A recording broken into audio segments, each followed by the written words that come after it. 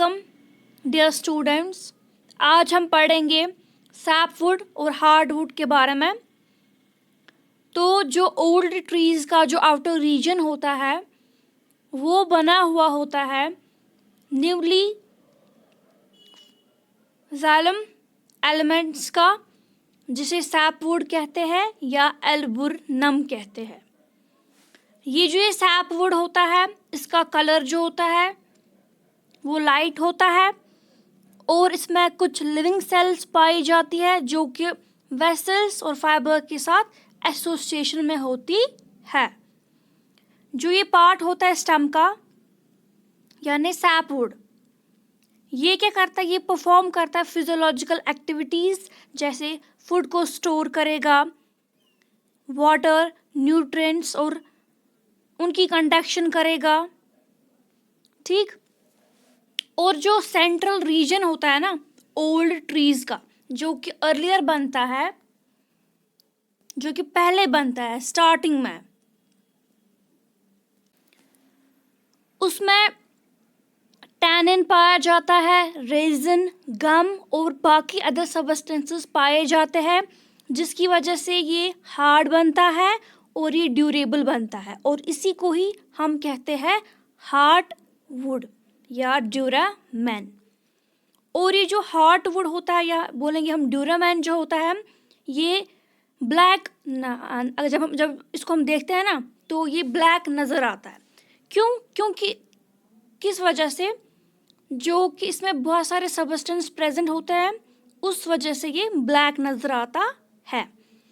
Usually जो vessels होती है वो टाइलोसिस, वो प्लग रहती है किसके साथ, टाइलोसिस के साथ। और जो फंक्शन होता है हार्डवुड का वो कंडक्शन वगैरह का नहीं है, बल्कि ये मैकेनिकल सपोर्ट प्रोवाइड करता है किसको, स्टेम को। और जो सैपवुड होता है ना वो चेंज होता है किसमें, हार्डवुड में, वेरी ग्रेजुअली।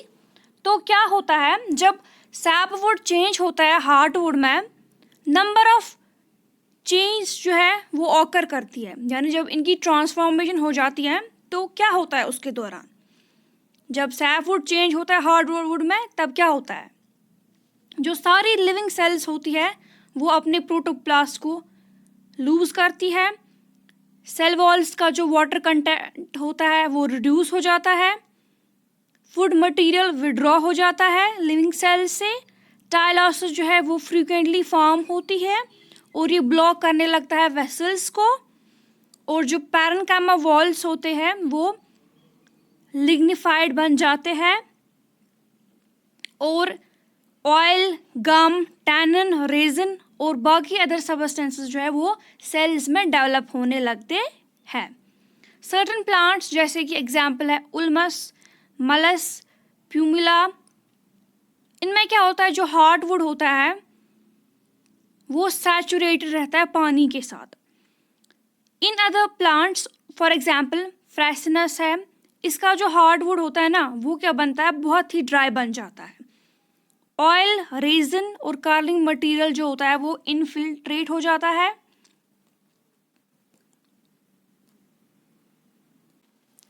ऑयल, रेजिन और जो कलरिंग मटेरियल होता है ना वो इनफिल्ट्रेट करता है वॉल्स को, गम्स को, रेजिन्स को, और ये फिल करता है सेल्स के ल्यूमिना को।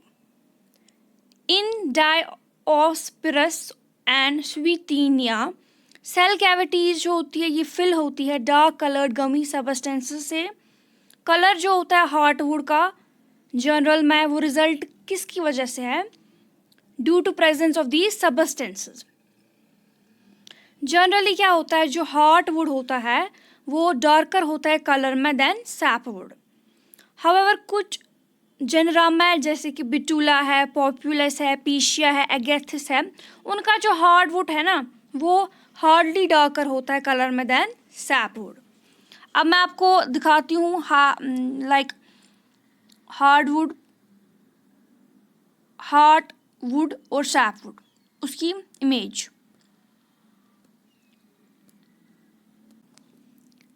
सो ये ट्रांस सेक्शन है ओल्ड डाइकॉट स्टम का, यहाँ पे आप देख सकते हो सैपवुड कहाँ से है, ये बाहर की ओर होता है, एंड जो हार्डवुड होता है ये अंदर की ओर होता है। सैपवुड जो है वो बाहर की ओर बनने लगता है, हार्डवुड जो होता है वो अंदर की ओर होता है, और हार्डवुड जो होता है वो अर्लियर ही पहले ही बन जाता है। ठीक है, यहाँ पे आपको दिखाया गया है लेफ्ट सेक्टर ये शो कर रहा है हार्डवुड को, सैपवुड वुड को, और राइट सेक्शन जो ये शो कर रहा है एनुअल रिंग्स। तो ये जो एनुअल रिंग्स होती है इसके बारे में आपको थोड़ी सी इन्फॉर्मेशन दे दूँ।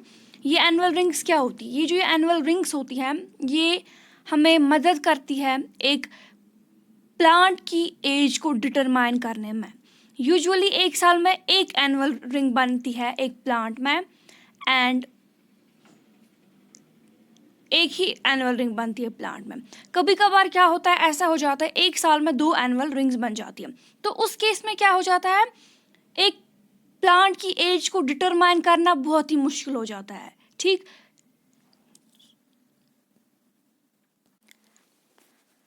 अगर हम देखेंगे इकोनॉमिक पॉइंट ऑफ व्यू से, हार्डवुड जो है वो ज़्यादा यूजफुल है सैपवुड से।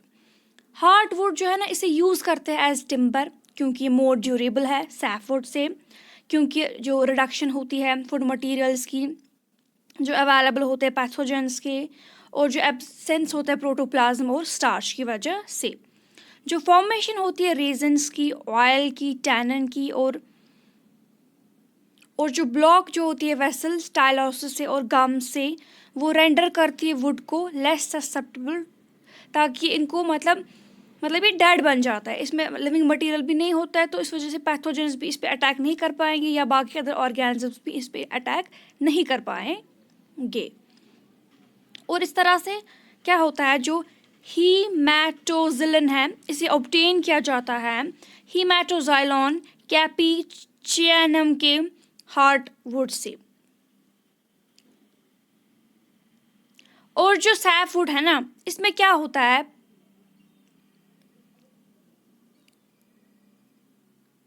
ये लाइट कलर का होता है, लेकिन इसमें रेजिन गम और बाकी कलरिंग सब्सटेंसेस नहीं होता है। तो उस वजह से क्या होता है, इस सैपवुड को किसके लिए यूज़ किया जाता है, पल्प वुड के लिए, और उस वुड के लिए जिसे इम्प्रेग्नेट किया जाता है प्रिजर्वेटिव्स के साथ।